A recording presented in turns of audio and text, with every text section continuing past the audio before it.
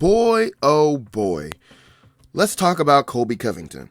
Alright, so you guys have been calling me a hater of Colby Covington for years.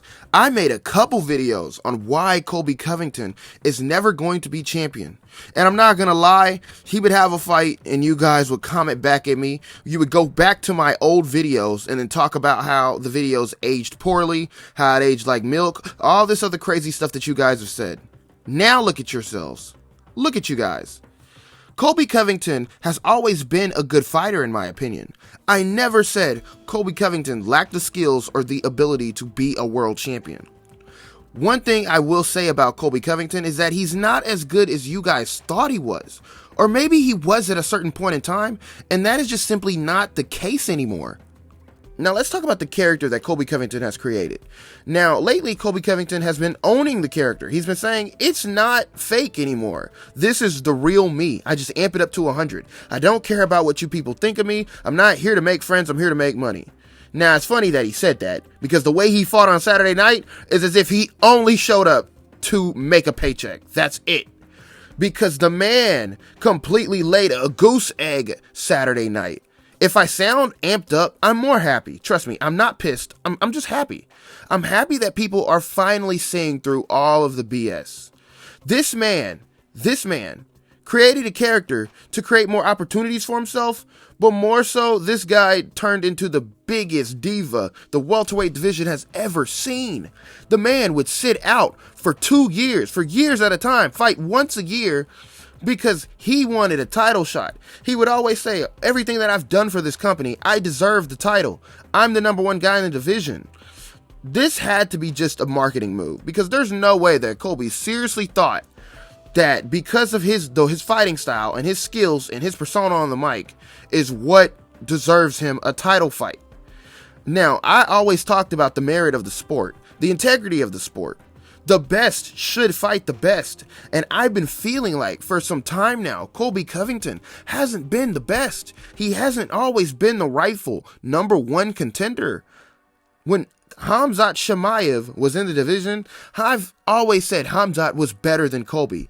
Leon was better than Colby. Even though I picked Colby to win, Leon had more of a right to the title shot than Colby did. But for some reason, the UFC gave it to Colby. This is his fourth title fight. He had one with Dos Anjos, and somehow that fell apart. Whether you want to blame that on Woodley or blame it on whoever.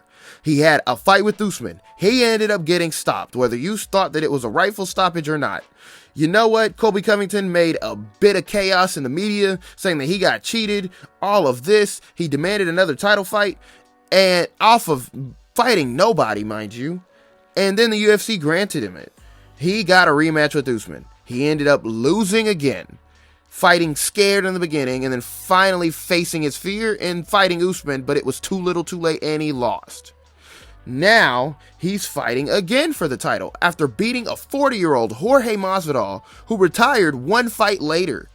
Didn't even fight the best version of Jorge. He fought a beat up, old, washed up version of Jorge that Usman knocked out prior. And then somehow got a title shot with Leon after that. Not to mention, he didn't look great in the Jorge Masvidal fight. And then he ended up getting this title fight. Now what? Colby makes it to the title fight. He brings up Leon Edwards' dad in the most disgusting way in the build-up of the fight. Just to get in his opponent's head. Just to make another buck. Right? Because that's all it's for, right? Because you guys will call me soft for getting offended by some of the things that he would say. Listen, it's not playing a character. That's not trying to sell a fight. That's just being a terrible human being. Talking about someone's deceased relatives. And this isn't the first time he did this. He did this to Usman as well. To the point where, I believe the guy's name, I'm sorry, I forgot the manager's name.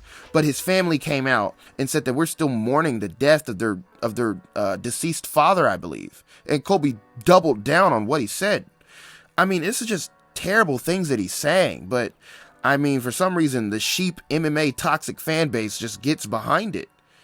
But, however, Colby Covington fought the way he did. Leon completely embarrassed him. Not to mention, I'm going to lay into Leon a little bit more because Leon did not fight the way that he should have. He didn't fight like somebody just disrespected his dad. He also fought like a guy who was too hesitant. But I'm going to lay in more into Leon on the podcast. This is more so on Colby. So Colby did all of that.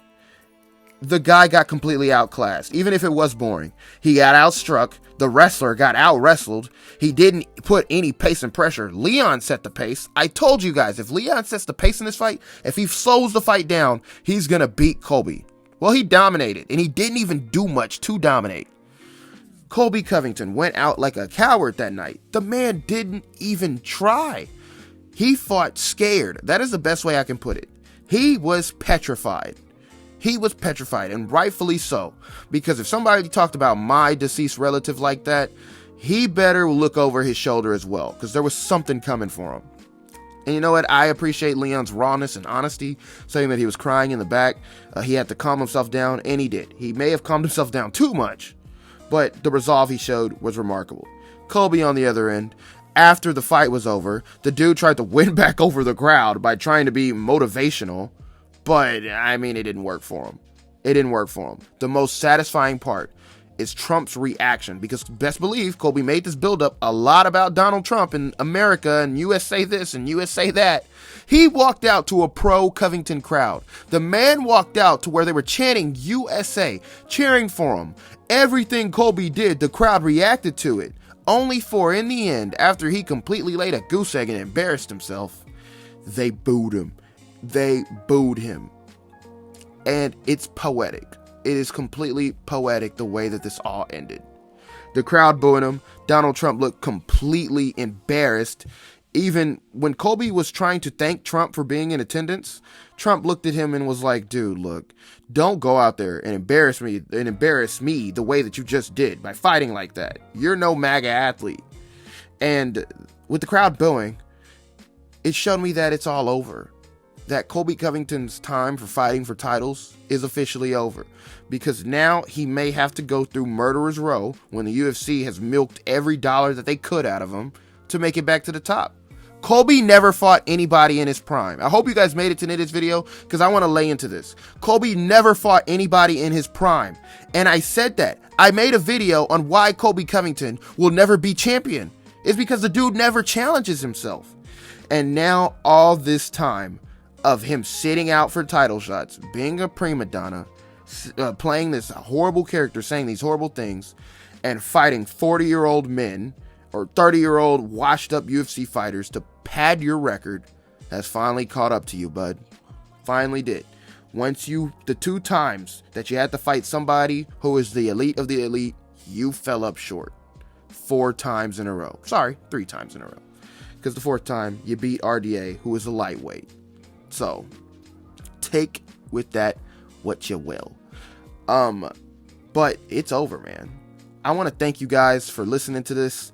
If I pissed anybody off, I'm sorry. Don't be an Ultimate Feelings champion, right? It's been your boy Trippy, and I'm out, man. Peace.